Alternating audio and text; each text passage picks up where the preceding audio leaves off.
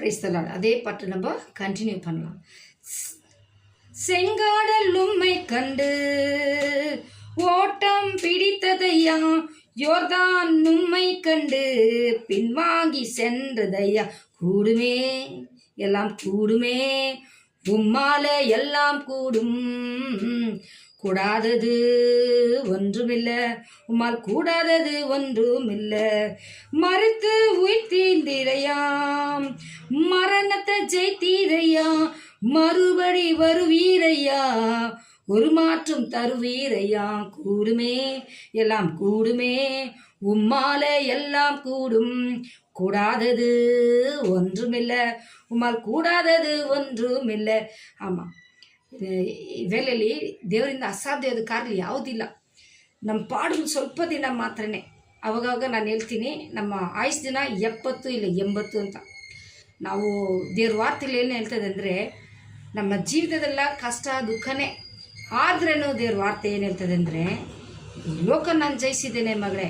ಒಂದು ಕಣ್ಣೀರಿನ ಸಮಯದಲ್ಲಿ ನಾನು ದೇವರಲ್ಲಿ ನೋಡಿ ಮೊರೆ ಹೋಗುವಾಗ, ಯಾಕಪ್ಪ ಇಷ್ಟೆಲ್ಲ ಪಾಡು ವೇದನೆ ದುಃಖ ಅಂತ ನಾನು ಕೇಳಿದ ದಿನಗಳುಂಟು.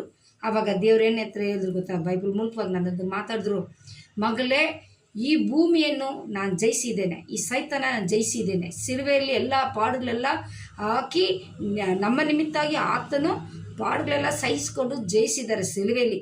ಆದ್ದರಿಂದ ನೀನು ನನ್ನ ನಂಬೋದ್ರಿಂದ ಈ ಲೋಕ ನಾನು ಜಯಿಸಿದ್ರಿಂದ ನೀನು ಜಯಿಸ್ತೀಯ ಅಂತ ದೇವ್ರ ವಾರ್ತೆಗಳಿದ್ದಾರೆ. ದೇವ್ರ ವಾರ್ತೆಗಳು ನಮಗೆ ಕೊಂಚ ಕಾಲ ಮಾತ್ರ ನಮ್ಮ ಜೀವಿತ. ಆ ಜೀವಿತದಲ್ಲಿ ನಾವು ಇವಾಗ ನೋಡಿ, ಒಂದು ಹಬ್ಬ ಬಂತಂದರೆ, ಏನಾದರೂ ಒಂದು ತಿಂಡಿ ಮಾಡಬೇಕಂದ್ರೆ ಅದಕ್ಕೆ ಎಷ್ಟು ಕೇರ್ಫುಲ್ಲಾಗಿ ನಾವು ಆ ತಿಂಡಿನ ಪಾಕ ಎತ್ತಿ, ಅದಕ್ಕೆ ಬೆಲ್ಲ ಕರೆಕ್ಟಾಗಿ ಹಾಕಿ, ಅದಕ್ಕೆ ಅಕ್ಕಿ ಹಸಿಟ್ಟು ಹಾಕಿ, ಅದನ್ನು ಕರೆಕ್ಟಾಗಿ ನಾವು ಯಾವ ರೀತಿ ಪಾಕ ಮಾಡ್ತೇವೆ, ಅದೇ ರೀತಿಯೇ ನಮ್ಮ ಜೀವನ ದೇವ್ರ ಬರೋಕ್ಕೆ ಮುಂಚೆ ನಮ್ಮನ್ನೇ ನಾವು ಸಿದ್ಧತೆ ಮಾಡ್ಕೊಬೇಕಂತಲೇ ದೇವ್ರ ವಾರ್ತೆಗಳು. ಆತನು ಬೇಗ ಅತಿ ಶೀಘ್ರದಲ್ಲಿ ಬರ್ತಾರೆ. ಅದು ಯಾವಾಗ ಬರ್ತಾರೋ ನಮಗೆ ಗೊತ್ತಿಲ್ಲ, ಆದರೆ ಆತನು ಬೇಗ ಬರ್ತೀನಿ ಅಂತ ಹೇಳಿದ್ದಾರೆ. ಆತನು ಬರೋಕ್ಕೆ ಮುಂಚೆ ನಾವು ಸಿದ್ಧತೆ ಆಗಬೇಕು. ನೋಡಿ, ಇವತ್ತು ನಾವು ಇರ್ತೀವಿ, ನಾಳೆ ನಾವು ಇರೋದಿಲ್ಲ. ಇನ್ನೂ ನಾವು 20 ವರ್ಷನೋ 30 ವರ್ಷನೋ ನಾವು ಇರ್ತೀವಿ ಅಂತ ನಾವು ಯೋಚನೆ ಮಾಡ್ಕೊತೀವಿ. ಸಪೋಸ್ ಈ ವೇಳೆಯಲ್ಲೇ ಬಂದು ನಮ್ಮ ಆತ್ಮ, ನಾವು ನಮ್ಮ ಪ್ರಾಣ ಏಸಪ್ಪ ನಾವು ಕರ್ಕೊಂಡೋಗ್ಬಿಟ್ರೆ, ನಾವು ಈ ವೇಳೆಯಲ್ಲೇ ಈ ಕ್ಷಣದಲ್ಲೇ ನಾವು ಆತನ ಮುಂದೆ ನಿಲ್ಲಬೇಕಾಗುತ್ತಲ್ವಾ? ಇಲ್ಲ, ಆತನ ಬರುವ ಎರಡನೇ ಬರುವದಲ್ಲಿ ನಿದ್ರೆ ಮಾಡಿದವರೆಲ್ಲ ಎದ್ದೊಳ್ತಾರೆ ಅಂತ ಹೇಳ್ತಾರೆ.